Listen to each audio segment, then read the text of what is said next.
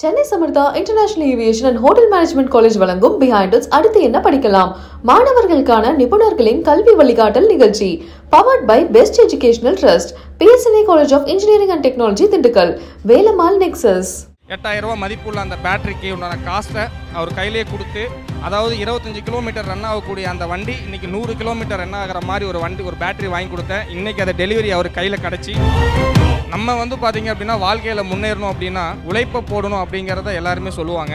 நான் என்ன சொல்லுவேன்னா, உழைப்பு மட்டும் போதாது, அதையும் சேர்த்து தானம் தர்மங்களும் இருக்கும். எனக்கு அந்த 2000 ரூபா அன்னைக்கு உதவி பண்ணனால தான் இன்றைக்கி நான் 10 மாணவர்களுக்கு 10000 ரூபா மேலே ஸ்காலர்ஷிப் கொடுக்க முடிஞ்சது. இன்றைக்கி சொந்தமாக ஒரு 7-8 இடத்துல இடம் வாங்கி போட்டிருக்கோம். அது இல்லாமல் லக்ஸரியான ஒரு லைஃப்பை கொடுத்துருக்காருன்னா நான் செஞ்ச தான தர்மங்கள் தான் அப்படிங்கிறத நான் இந்த இடத்துல சொல்ல முடியும். அடுத்ததாக தங்களது பொருளாதார சூழ்நிலை காரணமாக மேற்படிப்பை தொடர முடியாத 10 மாணவர்களை தேர்ந்தெடுத்து அந்த 10 மாணவர்களுக்கும் தலா 10,000 ரூபாய் மதிப்புள்ள காசோலையை வழங்க உள்ளோம். ஒவ்வொருத்தராக மேடைக்கு அழைக்கலாம்.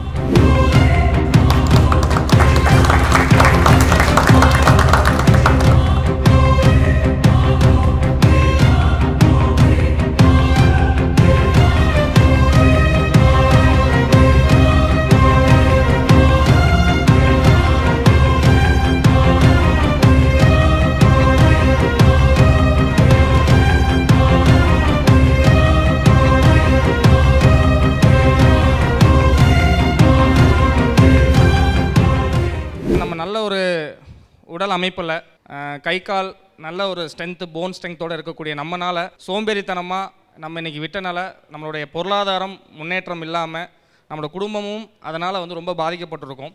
நம்ம வந்து பார்த்திங்க அப்படின்னா வாழ்க்கையில் முன்னேறணும் அப்படின்னா உழைப்பை போடணும் அப்படிங்கிறத எல்லாருமே சொல்லுவாங்க. நான் என்ன சொல்லுவேன்னா, உழைப்பு மட்டும் போதாது, அதையும் சேர்த்து தானம் தர்மங்களும் இருக்கணும். உழைப்பு ஒன்று மட்டுமே நம்மளை முன்னேற்றத்துக்கு கொண்டு போகாது, அதையும் தாண்டி நம்மளால் ஆன உதவியை வந்து நீங்கள் எவ்வளோக்கு எவ்வளோ செய்கிறீங்களோ அந்த அளவுக்கு கடவுள் உங்களை அடுத்த கட்டத்துக்கு கொண்டு போவார். இப்போ உதாரணமாக வந்து பார்த்திங்க அப்படின்னா, எனக்கு அந்த 2000 ரூபா அன்றைக்கி உதவி பண்ணனால தான் இன்றைக்கி நான் 10 மாணவர்களுக்கு 10000 ரூபா மேலே ஸ்காலர்ஷிப் கொடுக்க முடிஞ்சது.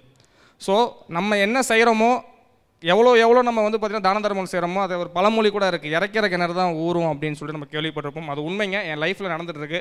இன்றைக்கி சொந்தமாக ஒரு 7-8 இடத்துல இடம் வாங்கி போட்டிருக்கோம். அது இல்லாமல் லக்ஸரியான ஒரு லைஃப்பை கொடுத்துருக்காருன்னா நான் செஞ்ச தான தர்மங்கள் தான் அப்படிங்கிறத நான் இந்த இடத்துல சொல்ல முடியும்.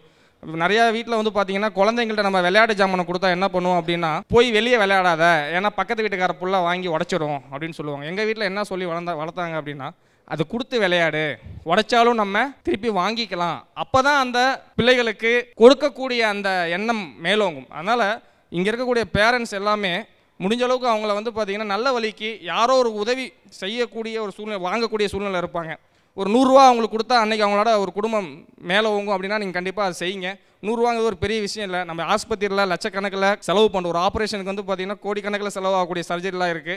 அந்தளவுக்கு நம்மளை கடவுள் வைக்கல. நல்ல ஒரு எண்ணத்தில் நம்ம செய்யக்கூடிய ஒரு, நீங்கள் 10 ரூபா நீங்கள் செலவு பண்ணிங்கன்னா அது 1000 மடங்கு அவங்களுக்கு ரிட்டர்ன்ஸ் வரும். நான் சொல்லக்கூடிய ஒரு விஷயம் என்ன அப்படின்னா, ஒரு 2014 மார்ச் 25 சிவில் முடித்த பொறியியல் பட்டதாரி சேலத்தை சேர்ந்த அம்மாப்பேட்டை பகுதியை சேர்ந்த சுதாகர் என்பவர் பைக்கில் போயிட்டு இருக்கப்போ நாய் குறுக்கால வந்து கீழே விழுந்துட்டார். கீழே விழுந்தோன்னா அவருடைய பின்னாடி இருக்கக்கூடிய அந்த சென்டர் போன் வந்து பார்த்திங்கன்னா அடிபட்டுருச்சு. ஆனால் அவருக்கு வந்து பேசிக்காக வந்து ஆல்ரெடி டிசீஸ் வந்து டிபி இருந்திருக்கு, தெரியல. டிபி இருந்ததுக்கு தெரியாதனால அவர் என்ன பண்ணுறாருன்னா, அந்த இன்ஜுரியை வந்து கொஞ்சம் கேர்ஃபுல்லாக ஹேண்டில் பண்ணாமல் விட்டுட்டார். அந்த டிபி இருக்கிற அந்த சேம் டைமில் வந்து அந்த ஒரு இடத்துல கட்டி மாதிரி அவருக்கு ரொம்ப ஒரு இதாகிடுச்சு. நாய் குறுக்கால வந்து விழுந்தனால அந்த கட்டி ரொம்ப பெருசாகி தன்னுடைய வயிற்றுக்கு கீழ்ப்பகுதியில் இருக்கக்கூடிய எந்த ஒரு உறுப்புமே செயல்படலை. கால் வந்து பார்த்தீங்க அப்படின்னா ஃபங்க்ஷன் ஆகாது. தன்னுடைய அந்த செயலிழந்து போய் மறுத்து போய் அவர் மோஷன் போனார்னா அந்த ஸ்மெல் வந்தால் தான் அவரால் வந்து பார்த்தீங்க அப்படின்னா நான் மோஷன் போனதே அவரை கண்டுபிடிக்க முடியுங்கிற சூழ்நிலை அவருக்கு. சுதாகர் அப்படிங்கிறவர் சிவில் முடிச்சிருக்கிறாரு. இதை பார்த்து அவருடைய முதல் மனைவி அவரை விட்டுட்டு போயிட்டாங்க. சர்ஜரிலாம் பண்ணி எவ்வளவோ செலவு பண்ணி பார்த்தாங்க, அது செயலில் இருந்த காலை வந்து திருப்பியும் செயல்படுத்த முடியாதுன்ட்டாங்க. ரொம்ப மனசோடைஞ்சு அவர் இருக்கிறப்போ என்ன பண்ணாங்கன்னா, அவர் ஓரளவுக்கு வெல்த்தியான ஃபேமிலியில் பிறந்து வளர்ந்தவர் தான். இதை பார்த்துட்டு அவங்க அண்ணன் தம்பிங்க என்ன பண்ணாங்கன்னா, அவனுக்கு தான் வந்து நடக்க முடியாதுல்ல, சொத்தெல்லாம் எனக்கு எழுதி கொடு, இல்லைன்னா நான் அவனை பார்த்துக்க மாட்டேன்னு சொல்லி அந்த சுதாகருடைய பிரதர்ஸ் வந்து அவங்க மதர் ஃபாதர்கிட்ட சொல்லி அந்த உயில் எழுதி வாங்கிட்டாங்க. நீ சுதாகருக்கு எந்த ஒரு சொத்துலையும் பங்கு கொடுத்தீங்கன்னா நான் அவனை பார்த்துக்க மாட்டேன்.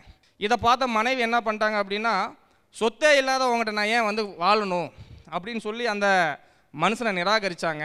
ஆனால் அந்த மனுஷன் தன்னம்பிக்கை விடலை. தன்னுடைய ஒரு உழைப்பை நம்பி தான் ஒரு பொறியியல் பட்டதாரி, சிவில் பட்டதாரி ஒரு இடத்துல வேலைக்கு போய் கிட்டத்தட்ட ஒரு 6 வருஷமாக வேலை தேடி கிடைக்கல. இவருக்கு 2 காலுமே இல்லை, என்ன வேலை கொடுக்க முடியும்? சிவில் ஒர்க்கு அப்படின்னா ஃபீல்டு போகணும், அந்த மாதிரிலாம் இருக்குது.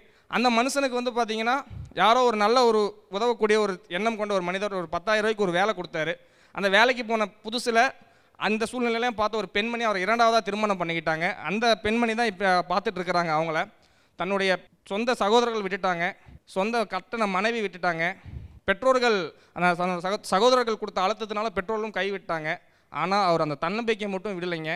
இன்றைக்கி 10,000 ரூபா சம்பளம் வாங்கிட்டு மாலை நேரத்தில் ஸ்விக்கிலையும் ஜொமேட்டோலையும் ஆர்டர் கொண்டு போய் எடுத்து 3 வீல் சேரில் அதோட நான் உங்களுக்கு வீடியோ கிளிப்பிங் காட்டுறேன். ஒவ்வொரு வீட்லேயும் போய் டெலிவரி கொடுத்து இன்றைக்கி அவரோட குடும்பம் மேலோங்கி இருக்குது அப்படின்னா அவருடைய தன்னம்பிக்கை தான். அவரோட வீடியோ கொஞ்சம் நீங்கள் போட்டு காட்டிங்கன்னா தெரியும். அந்த வண்டியில் மேலே ஏற முடியல, வெளியே உட்காந்து தான் பேச முடிஞ்சது.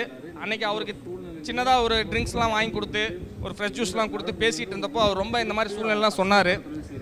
அவரோட இந்த பேட்ரி, அந்த நியோ மோஷன் அப்படிங்கிறது கீழே ஒரு பேட்ரி இருக்கும். அது அந்த பேட்ரி வந்து பார்த்தீங்கன்னா ஒரு டைம் சார்ஜ் போட்டோம்னா ஒரு 25 கிலோமீட்டர் ரன் ஆகக்கூடிய பேட்ரி. என்னால் ஒரு உதவி உங்களுக்கு செய்யணும்னு ஆசைப்பட்றேன், என்ன வேணும் அப்படின்னு கேட்டேன். அவர் எதுவுமே வேணாம் அப்படின்னு தான் ஃபஸ்ட்டு சொன்னார். அதே மாதிரி பல பேர் அவர்கிட்ட வந்து பார்த்தீங்கன்னா கேட்டுட்டு சரி அப்படின்னு சொல்லிட்டு ஒரு ஃபோட்டோ எடுத்துகிட்டு போயிடுவாங்கன்னு சொல்லிட்டு இருந்தார். அந்த நிமிஷமே அவர் கையில் நான் வந்து அந்த பேட்ரி 28,000 ரூபா மதிப்புள்ள அந்த பேட்ரிக்கு உண்டான காசை அவர் கையிலேயே கொடுத்து நீங்களே அதை ஆர்டர் போடுங்க, உங்களுக்கு எங்கே தேவைப்படுதோ அங்கேயே ஆர்டர் போடுங்கன்னு சொல்லி ஒரு பெரிய பேட்ரி, அதாவது 25 கிலோமீட்டர் ரன் ஆகக்கூடிய அந்த வண்டி இன்றைக்கி 100 கிலோமீட்டர் ரன் ஆகிற மாதிரி ஒரு பேட்ரி வாங்கி கொடுத்தேன். இன்றைக்கி அதை டெலிவரி அவர் கையில் கிடச்சி இன்றைக்கி அவர் 500 ரூபா சம்பாதிச்சால 1500 ரூபா சம்பாதிக்கிறாரு. இவருனால முடிஞ்ச ஒரு விஷயம் நம்மளால் ஏன் முடியாது? நல்ல கை கால் கடவுள் கொடுத்துருக்கிறாரு. இது ஒரு இன்ஸ்பிரேஷன் தான். கண்டிப்பாக நம்ம எவ்வளோ பேரை இன்ஸ்பிரேஷன் வச்சுருப்போம். நான் ரஜினிகாந்த் மாதிரி ஆகணும், நான் அம்பானி மாதிரி ஆகணும், அந்த மாதிரி நீங்கள் நல்ல மனிதன் ஆகுங்க, இதெல்லாம் ஆட்டோமேட்டிக்காக கிடைக்கும்.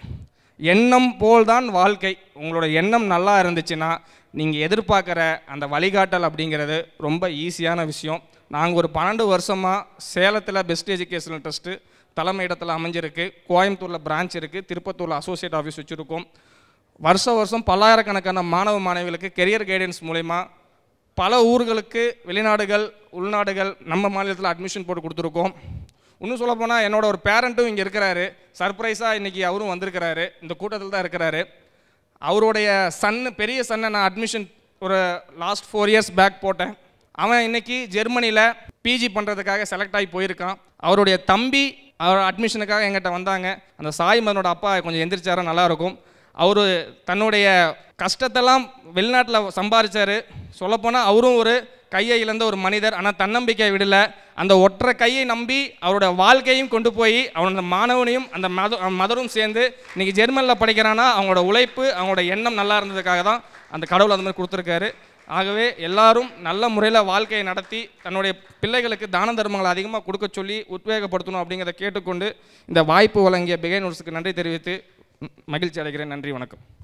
பிகைன் நூட்ஸ் வழங்கும் அடுத்து என்ன படிக்கலாம், இது மாணவர்களுக்கான கல்வி வழிகாட்டுதல் நிகழ்ச்சி. Title sponsors Chennai Samarthas group of institution. Chennai சமர்த்தால ஈஸியா படிக்கலாம், வேர்ல்டு ஃபுல்லா பறக்கலாம். Powered by best educational trust, a complete guidelines for your higher education and job services. PSNA College of Engineering and Technology, Dindigul, Velammal nexus.